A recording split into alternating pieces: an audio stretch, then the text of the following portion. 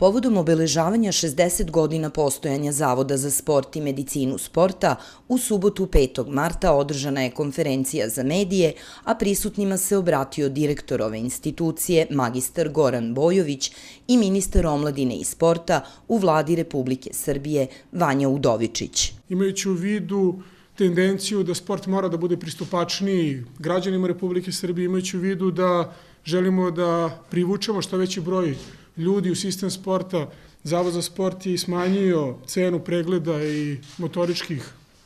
analiza, lekarskih pregleda za 20%, motoričkih analiza za 30% i mislim da je to tendencija pokazivanja da Republika itekako želi da smanji svoje namete kada je reč o sistemu sporta.